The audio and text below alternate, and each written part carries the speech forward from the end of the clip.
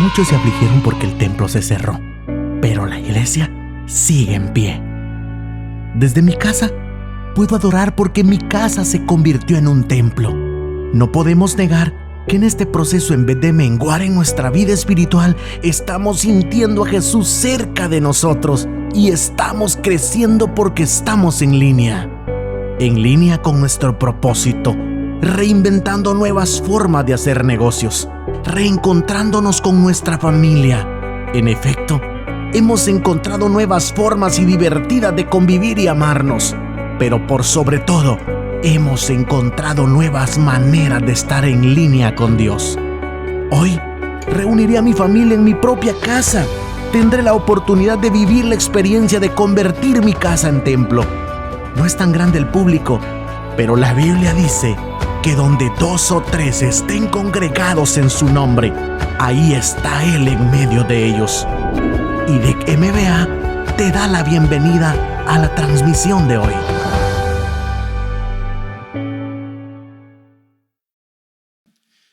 La fiesta de las primicias. Por lo tanto, queremos aprovechar para hablar un poquito sobre la importancia de las primicias, así el tema de esa manera. De una vez aclaro que a lo mejor nos tarde un poquito porque hay un entrelace que hay que hacer que nos va a ayudar para ver que la fiesta de las primicias es mucho más que una reunión de llevar cosas a la iglesia. Es mucho más que eso. La fiesta de las primicias es mucho más que llevar cosas, llevar un producto, es mucho más. Y eso es ahí donde tenemos que tratar de enfocarnos para que este tema al final tenga sentido y nos edifique de la manera que quisiéramos. En lo personal, cuando estaba leyendo, cuando estaba analizando, pues estamos ahí hace un rato pensando en esto. Y mientras que lo hacemos, pues como que no me quedo satisfecho cuando solo pensamos en el llevar cosas a la iglesia. Y entonces, al indagar un poco, nos damos cuenta que las primicias es una relación.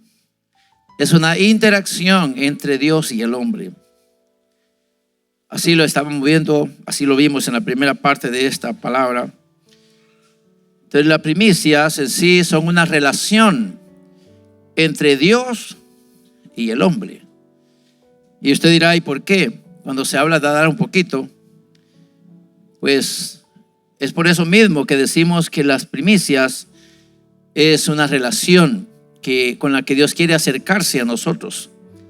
Y a lo mejor usted no encuentra esta definición, pero tiene que verlo de esa manera para poder entender el sentido y al final poder decir que su sacrificio, que su esfuerzo, su ofrenda, lo que usted hace, tiene el valor que debe.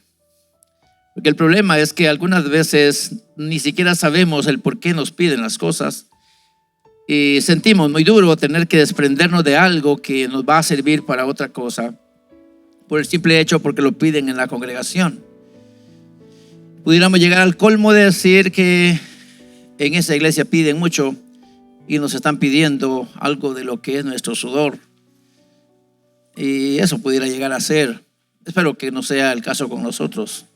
Pero sí que podamos analizar que cuando esto se trata de una relación entre el Eterno y nosotros, sus criaturas, y lo llegamos a entender de esa manera, entonces vamos a volcarnos con gratitud, con acción de gracias, y vamos a hacer las cosas de una mejor manera.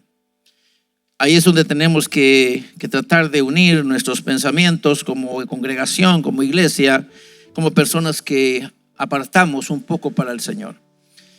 Vamos a tomar un pasaje bíblico que ya lo tenemos seleccionado desde que estamos anunciando esta actividad y se trata del capítulo número 3, versículo 9 de Proverbios. El Proverbios 3, 9 y 10 hablan de esto, pero solamente voy a utilizar el versículo número 3. número 9, perdón. Proverbios 3, versículos 9 y 10. Voy a usar solamente el 9. Y dice así: honra a Jehová con tus bienes y con las primicias de todos tus frutos. Dos palabras clave que encontramos ahí. Primero, bienes. Y la segunda, todos. Amén. Todos. ¿Y por qué dirá usted, por qué no frutos? Porque cuando hablamos de los bienes y los frutos, pareciera que llega el momento en que se hacen lo mismo cuando ya los tenemos en nuestro bien o en nuestro tesoro. Así que si consideráramos las dos cosas importantes, que nuestros bienes honren al Señor, y no solo unos, sino todos nuestros bienes. Todos nuestros bienes. Esto incluye todo. Todo. Definitivamente todo. Si hablamos de producción, si hablamos de tenencia, hablamos de cualquier cosa que ya sea parte de nuestros enseres o parte de nuestros recursos, realmente todo lo que poseemos debe honrar al Señor. Simple y sencillo. Todo lo que tenemos, todo lo que somos, debe honrar al Señor. Porque el Señor honra a los que lo honran. Eso dice la Escritura. El Señor honra a los que lo honran.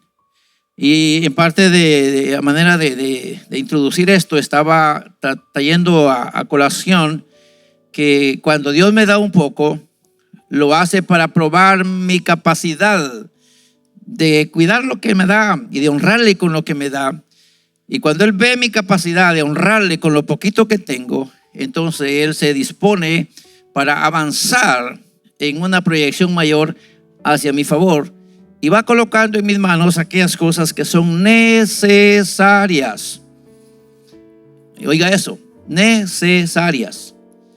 Y luego me doy cuenta que tengo lo que Dios me da y me hace sentirme muy realizado o realizada. Entonces, en la medida que honramos al Señor, estamos provocando al Señor para que nos bendiga. Diga conmigo, podemos provocar al Señor para que nos bendiga. Una vez más, podemos provocar al Señor para que nos bendiga. Sí, podemos provocar al Señor para que nos bendiga. En la medida que nosotros vamos honrándole, entonces estamos demostrándole nuestra buena voluntad y entonces Él también nos trae prosperidad. Yo se lo puedo sostener bíblicamente hablando, haciendo un estudio bíblico, pero este no es el tiempo para hacerlo tan detallado, así que vamos a avanzar un poquito. Y pensando en esto, llegué a tomar algunas consideraciones. Yo estoy usando esa palabra porque tratando de hacer un análisis, deteniéndome a pensarlo, luego plasmarlo, no puedo llamarle claves, ni pasos, ni otras expresiones. Por lo tanto, prefiero decir, bueno, según mi consideración, según mi manera de ver las cosas, según mi análisis, he llegado a tomar ciertas conclusiones y a manera de consideración y viéndolo de manera importante, me doy cuenta que las primicias, la importancia de las primicias estriba en que va más allá de un simple dar por haber recibido. Cuando hablamos de las primicias, va más allá de un simple dar por haber recibido. O sea que la lógica es, si tengo, doy. Pero no va simplemente desde esa perspectiva, va más allá del haber recibido. O sea, ¿qué es lo que acompaña el dar? ¿Qué es lo que acompaña el dar? Y yo quiero que usted tome mucho cuidado en esto, porque cuando cuando le dije que podemos provocar al Eterno para que nos bendiga, si se recuerdan que mencioné eso, que decimos que podemos provocar al Señor que nos bendiga, Esto tiene que ver que cuando vamos a desprendernos de aquello que Él nos pide que le demos, tiene que ser una expresión que dé a entender que nosotros estamos volcándonos hacia Él con un espíritu de adoración. Amén. No es, aquí está esto, y tomar el billete o tomar el artículo o tomar lo que usted trae, aquí está. Es que tomo para que no se diga. No tiene que ver con eso. Y cuando yo voy a pensar en que voy a dar de lo que me están dando la oportunidad, y voy a verlo de esa manera, cuando me están dando la oportunidad de contribuir con las cosas que son para la iglesia, tengo que pensar mucho más allá de un simple dar porque tengo, sino debe ir pensándose en el espíritu que debe acompañar ese gesto, el cual debe expresar mi voluntad para reconocer al Señor que me da lo que tengo. Y entonces cuando irrumpimos en adoración, porque le estamos reconociendo a Él como el dador, como la fuente, como nuestra provisión, y podemos asegurar que Él es nuestro todo. Y porque Él es nuestro todo, merece no solamente lo poquito que le doy, sino mucho más de lo que tengo. Y entonces irrumpo en un espíritu de adoración y me siento feliz, satisfecho, dichoso por tener ese privilegio de dar. No simple de pensar, es que dijeron que de 30 días de un día, así que como lo dicen en la iglesia, lo voy a hacer. Tiene que romper con esa intención y comenzar a ver las cosas como una oportunidad de expresarse usted, no solamente con su boca y con sus manos y con su cuerpo aquí haciendo un ejercicio, sino también volcándose con lo que tiene, sabiendo que usted puede dar mucho más allá de lo que ha recibido. Y entonces aquí vamos a encontrar un ambiente de adoración. Algo que también vamos a decir en cuanto a esta consideración es que debe reflejar el dar, debe ser un reflejo de nuestra intención, de nuestro culto racional como oferente. O sea, pensando bien lo que estoy haciendo. Por eso cuando hablamos de culto racional, yo voy a pensar y quiero presentárselo de esta manera. Si el Señor me dijera esta tarde noche, quiero cenar contigo, ¿qué le ofrecería? ¿Cuál es el menú que yo me inventaría? Quiero que piensen un poquito. Eso significa ser racionales. El Señor va a ir a cenar conmigo esta tarde. Así que mi responsabilidad es prepararle una comida con razonamiento. ¿Alguien ya pensó qué le daría al Señor si el Señor le dijera quiero cenar contigo esta tarde? ¿Ya lo pensó? ¿Qué le daría al Señor? ¿Ya lo pensó? Entonces, cuando hablamos de eso, tenemos que considerar que hacemos un ejercicio mental para luego considerar, bueno, ¿y cuál es el gusto de nuestro Señor? ¿Cuál es el platillo favorito para Él? ¿Cómo nos gustaría que esté la mesa? ¿Cuál sería la bebida que Él? ¿Cómo sería el mantel? Y comenzamos a imaginarnos una presentación con la que nosotros le demos a entender que en nuestra casa es bienvenido, no porque nos pidió un poco de comida, sino porque para nosotros es bien recibido en nuestra casa. O sea, la impresión que le vamos a dar, que se sienta bienvenido en nuestra casa. Es ahí donde tenemos que pensar cuando vamos a darle al Señor, que cuando vamos a traerle una ofrenda al Señor, no es un simple dar porque tengo, sino qué es lo que refleja mi dar ante el Señor. ¿Qué es lo que refleja esto en cuanto a mi voluntad, mi disposición? Y entonces ya tenemos dos puntos importantes que tienen que ver con adoración y con el culto racional de la persona que está ofrendando de su parte. Y en esta consideración que va más allá de un simple dar porque hemos recibido, también debe ser un signo de identidad religiosa. A mí me estremeció todo mi ser cuando estaba pensando en esta última cosa, cuando dice que debe ser un signo de identidad religiosa. Fíjese que es curioso que el Eterno le dice a los hijos de Israel: cuando ustedes hayan entrado al lugar donde les voy a dar, tienen que comenzar identificando 3 fechas en el año para dar de lo que ustedes reciban. Pero eso no lo hacen todas las naciones. Eso solo lo hacía la nación de Israel. Entonces eso a ellos les daba una identidad espiritual con su hacedor.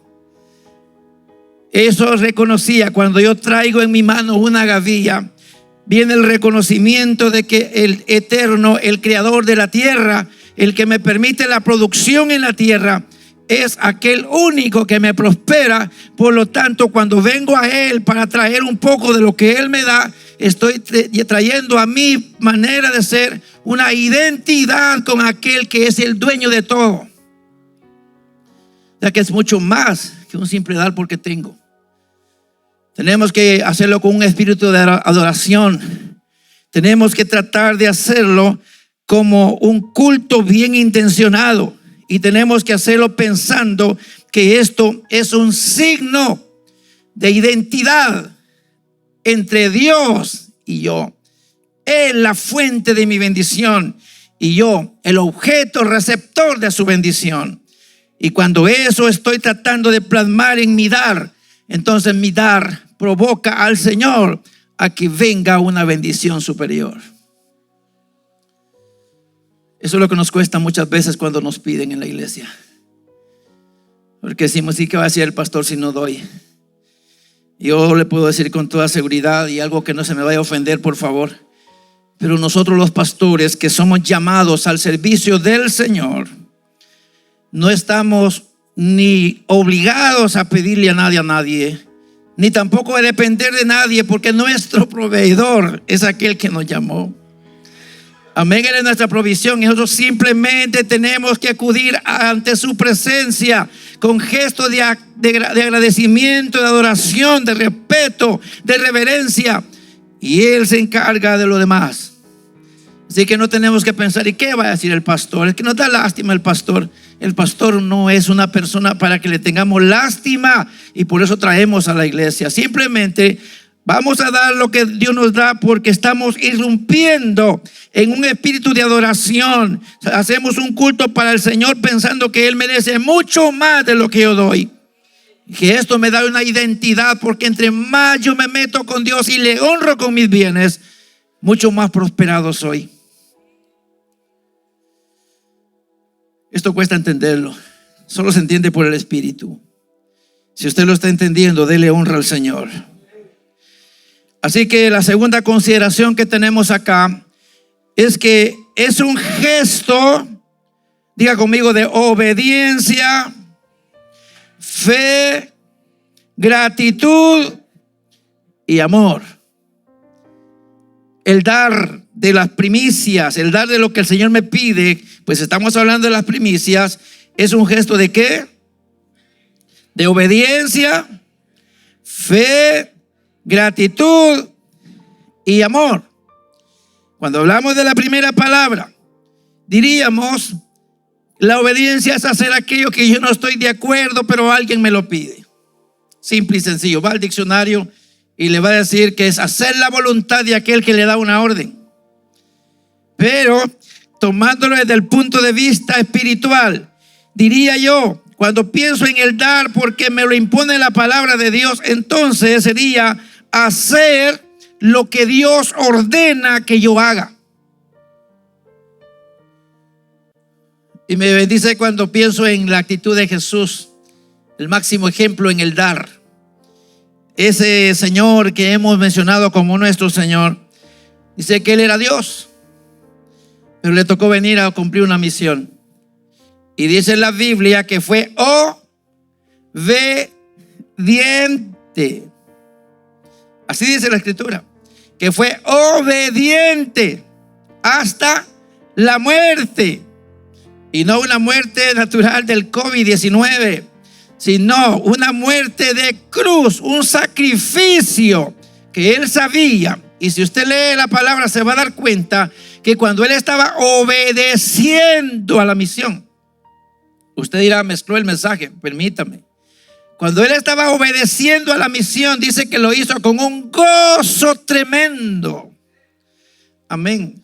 ¿Cómo así? Gozo tremendo. Porque él sabía que a través de su sacrificio, a través de su obediencia en el dar, estaba trayendo muchos a la gloria. Entonces en él hay un producto previsto. Y él dice, voy a hacer mucho más de lo que se me pide, en vista de que a través de mi sacrificio voy a provocar una mayor bendición.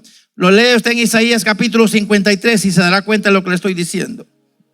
Lo lee en el capítulo 2 de Filipenses y se dará cuenta de lo que estoy diciendo.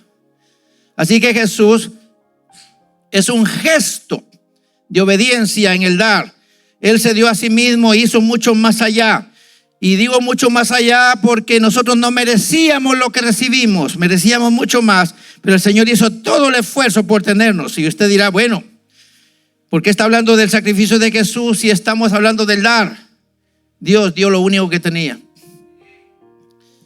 Así que cuando damos, tenemos que hacerlo tratando de cumplir lo que el Señor nos pide. Pero viene lo segundo, la fe, que significa creer lo que Dios ofrece cuando le doy. Por eso si me atrevo a decirle que o provocamos a Dios para que nos dé cuando damos de lo que tenemos, estoy basado en su palabra. En el versículo 10 del pasaje que tenemos como partida, dice que cuando nosotros honremos al Señor con todo lo que tenemos, entonces nuestra casa va a ser llena con abundancia.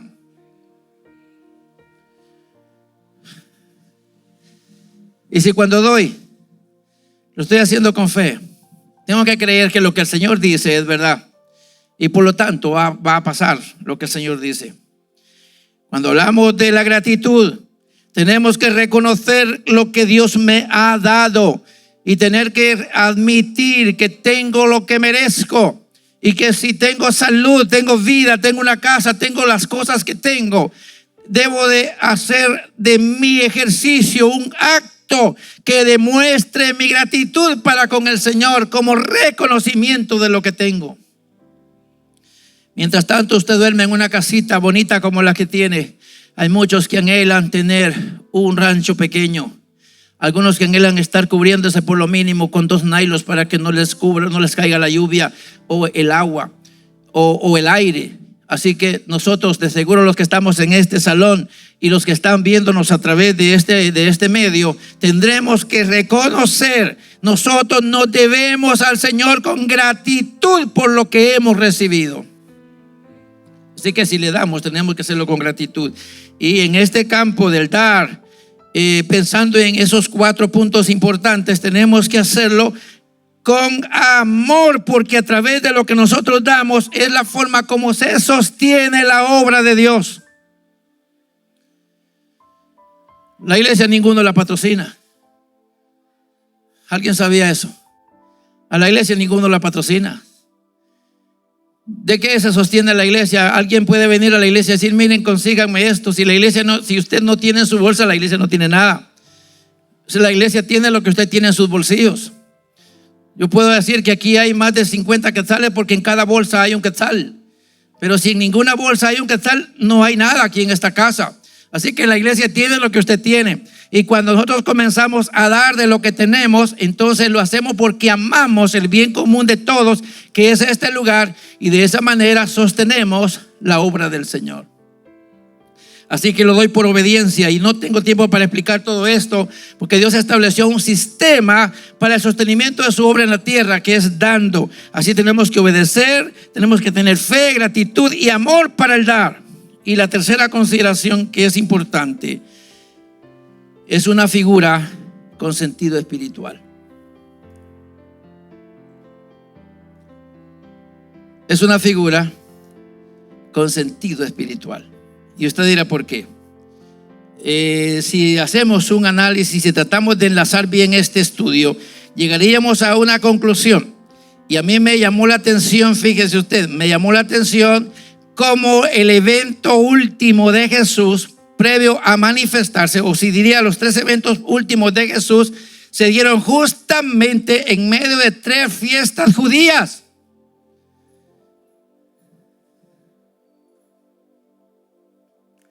La muerte de Cristo, la resurrección de Cristo y el derramamiento del Espíritu Santo tuvieron relación una con la otra entre 3 fiestas judías. No creo que esto sea coincidencia. En el primer caso, Jesús fue resucitado de entre los muertos justamente cuando empezaba el festival de las primicias de la siega de cebada.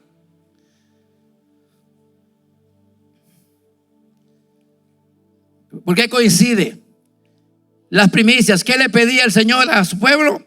Una espiga, ya sea de cebada o de trigo. La cebada y el trigo no se daban en la misma temporada, tenían diferencia. Así que el Señor le pedía primicia a los hijos de Israel, tanto del trigo como de los demás frutos y también de la cebada. Así que una se daba en un tiempo y otra se daba en otro tiempo. Y cuando la cosecha se daba, el Señor decía: me van a traer la primicia de eso que ustedes están cosechando. Pero lo coincidente acá es que Cristo resucita en esa temporada. La pregunta es ¿por qué? Porque las primicias no solamente son un simple dar, tienen un sentido espiritual. Amén, tienen un sentido espiritual. Pero algo más importante, Cristo resucitó el primer día de la semana. No resucitó cualquier día, y resucitó justamente después del día de reposo. Terminó el día de reposo hoy y mañana es el primer día de la semana, y entonces Cristo resucita de entre los muertos. Pero algo más, la iglesia nació 7 semanas después en el festival de las primicias de la siega del trigo, también conocido como el Pentecostés. Y estas fiestas que tenían que ver con darle al Señor una parte, se relaciona como el Señor también da su primicia a la congregación creyente. O sea, no solo le pide al hombre que le dé, también el Padre da para celebrar juntos entre el hombre y él una relación que anticipa una vez por todas la bendición mayor que tenemos los cristianos. Espero que se esté entendiendo lo que estamos tratando de decir. Y ustedes que tienen la bendición de escucharnos a través de los medios, pues de seguro tenemos que ir un poco más a la palabra y analizar qué tiene que ver las celebraciones judías con los eventos que se registraron justamente en el tiempo que Jesús está terminando su tarea. Y hace poco estaba hablando, que no es el tema hoy, pero estaba hablando acerca de la Santa Cena. Y alguien me hace la pregunta que cuántas veces se debe celebrar en el año o por qué se celebra. Y mi manera de verlo es que si lo vamos a celebrar coincidente con los eventos que se registraron, tendríamos que pensar en el momento en el que Jesús estaba celebrando esa fiesta de los panes sin levadura, que coincidieron con la pasión y muerte, luego la fiesta que se avecinaba. Entonces, ¿qué estaba sucediendo realmente en el campo espiritual? ¿Y por qué razón debemos nosotros celebrar las cosas que celebramos? Por eso debemos hacerlo mucho más que un simple dar, una simple expresión, porque lo hacen en la congregación. Cada quien tiene que tener un sentido bien desarrollado y hacer un ejercicio espiritual, un ejercicio mental para que su culto sea racional, para que esto vaya mucho más allá de una actividad. Espero que me esté dando a entender. Y si no, pues me llama después y platicamos. Es interesante entonces. Y por último, considerando lo siguiente, la fiesta de las primicias anuncia el plan redentor de la humanidad. La fiesta de las primicias anuncian el plan redentor de la humanidad. Espero que sí me haya comprendido que coincide una cosa con la otra. Hay una fiesta que se está celebrando y Dios, el Padre, está ofreciendo algunos eventos justamente cuando están pasando esas festividades en la tierra. Así que no es coincidencia. Es que las primicias, más allá de ser un dar porque tengo, también tienen un sentido espiritual. Y número 4, anuncia el plan redentor de la humanidad. Y vea qué tremendo como Pablo plantea esto. Dice: Cristo ha resucitado de los muertos. Por lo tanto, primicias de los que durmieron, fue hecho. O sea que si el Señor me pide primicias, es porque Él da el ejemplo de darlas. Cristo resucitó entre los muertos y se convirtió en el primero que resucita de la tumba para no volver a la tumba. Se habla de otras resurrecciones, pero las tales no fueron eternas. Resucitaron otras personas en ese tiempo, pero esas volvieron a morir. Pero Cristo resucitó para no volver a morir. Y a esto entonces da la bendición. Y aquí viene lo siguiente que Pablo dice en la primera carta a los Corintios, capítulo 20. Luego versículo 22, cuando dice: en Cristo todos seremos vivificados. Pero, ponga cuidado, cada uno en su debido orden. Cada uno en su debido orden. Primero Cristo resucitó de los muertos. Luego los que vamos a resucitar también. Aquí se menciona luego las primicias. Luego los que han de ser de Cristo en su venida. 1 Corintios 15, 24. Así que cuando pensamos en el darle al Señor, y no tengo el tiempo necesario para poder explicar esto bien detallado, pero le doy por lo menos un pequeño sabor para que veamos que cuando vamos a hacer una actividad en la congregación en la cual vamos a traer a memoria o vamos a traer a colación algo que ya se hacía con antelación entre el pueblo judío, tenemos que ver que esto es lo que representó para ellos y luego qué es lo que representa para nosotros. Porque cuando damos así simplemente porque me lo piden sin haber hecho un ejercicio de lo que eso significa, entonces mi dar no trae solución, no trae resultados. Por eso es que muchos dan y siguen igual. Entonces el dar tiene que ser parte de una expresión en la que entendemos que es un culto que estamos ofrendándole al Señor. Así que quiero que llegamos a la parte final cuando pensamos en que Dios establece. Quiero que ponga mucho cuidado a esto. Dios establece una relación espiritual entre Él y los suyos. Les pide a los hijos de Israel: deben de lo que ustedes reciban en la tierra que yo les voy a dar primero. Yo les doy y ustedes me van a dar. Yo les doy y ustedes me van a dar. Me dan y yo les doy. Les doy, me dan. Me dan, les doy. Les doy, me dan. Una relación.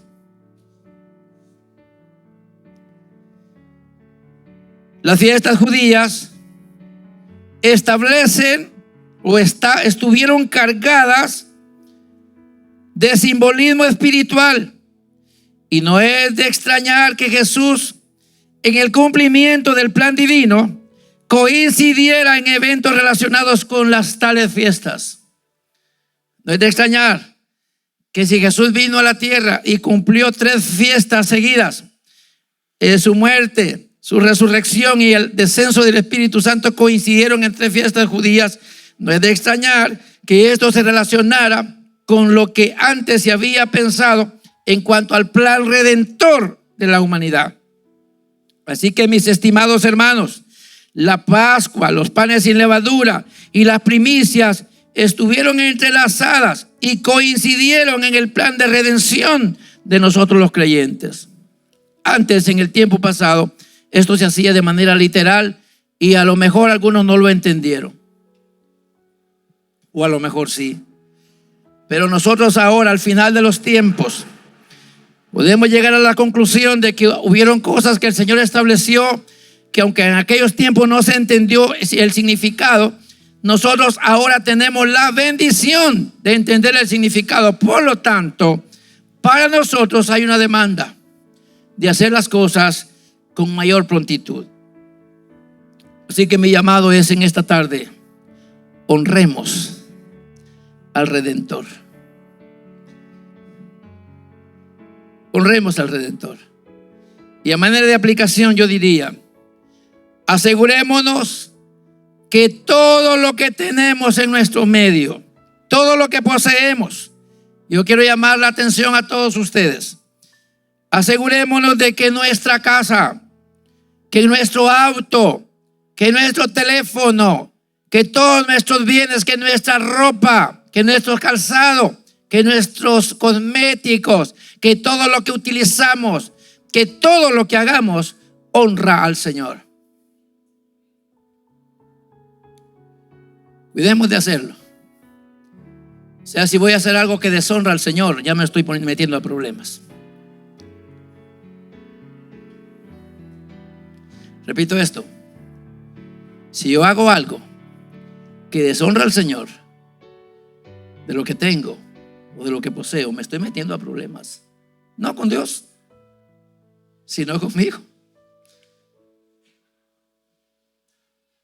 El problema no es con Dios. Él sigue en su trono con toda la prosperidad, con toda la bendición. La pregunta es: ¿y yo? ¿Quién es el que necesita? ¿Dios de mí o yo de Dios? ¿Qué dirían ustedes? Entonces diga conmigo: tengo una orden de honrar al Señor con todo lo que tengo. Otra vez, tengo una orden de honrar al Señor con todo lo que tengo. Una vez más, tengo una orden de honrar al Señor con todo lo que tengo. Y luego, dale al Señor de lo que tengo en la medida que soy prosperado. Amén. No es como piensa el pastor, sino en la medida que soy prosperado. Amén, mis hermanos, qué glorioso es el Señor. Vea el Dios que tenemos. No nos pide sin que tengamos que dar. Nos da y luego nos pide. Así que repito, tengo una orden de honrar al Señor con todo lo que tengo y luego darle a Él de lo que he recibido de sus manos. Padre, en el nombre de Jesús, dedicamos esta palabra para que cada uno de los que la hemos escuchado pueda reconocer en qué le sirve y aplicarla en la medida que sea necesaria. Porque para mí el deber es transmitir este mensaje. Para ti fue el darme el qué decir hoy, pero para el pueblo que escucha esta palabra es: ¿qué voy a hacer con este mensaje? Entonces te encargo que nos ayudes para ordenarnos y alinearnos, porque seguramente queremos ser prosperados. Y vamos a ser prosperados en la proporción que nosotros nos volcamos en el dar. Lo declaramos en el bendito nombre de Jesús. Amén y amén. Quiera Dios bendecirnos, pero nosotros también, ojalá, querramos honrar al Señor. De ahí dependerá el que seamos prosperados o el que no lo seamos. Que la gracia del Señor sea con todos. Será hasta una próxima ocasión. Que el Señor me les bendiga.